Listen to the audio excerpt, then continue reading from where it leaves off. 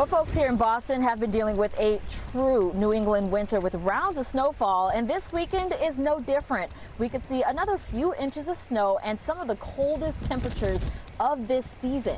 Now, all of this is happening on a big football weekend as the New England Patriots will face off the Seahawks on Sunday.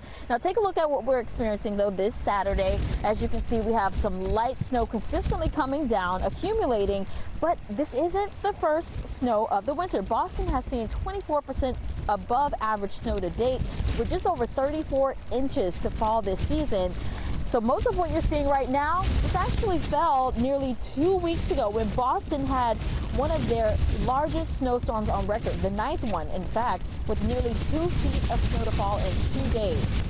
Since then, the city has cleared 6,200 truckloads of snow, bringing it to 13 snow farms throughout the city, also deploying snow melters to free up space. Overnight, public works crews continued their work. You can see they were loading up this truck with salt.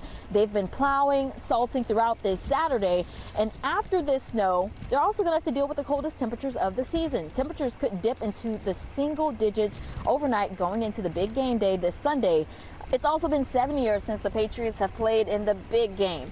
While the Patriots are playing in warmer temperatures over in Santa Clara, California, we spoke to locals to see if the weather will impact how they enjoy their game day. Oh, it's been awesome. I mean, I grew up here. We used to get so much more snow like 20 years ago, so it's been really, really fun. And the city looks so pretty when it's all white like this. We'll probably stay in, watch the game with a few friends, make some food, nothing crazy. I think most people are staying home for the most part. Just it's a late night game. Yeah. Stay nice and cozy on a Sunday. And outside of the game, as you would imagine, this weather can cause some havoc out on the road. So, of course, the state DOT, they're asking people to take it careful out there. And for those who are planning to travel by plane today, like myself, we are already seeing delays and cancellations rise, but also de-icing that is occurring in many Northeast airports, and that alone can cause a delay on your flight. So make sure you give yourself extra time. For now, here in Boston, I am Brandy Campbell for Fox Weather.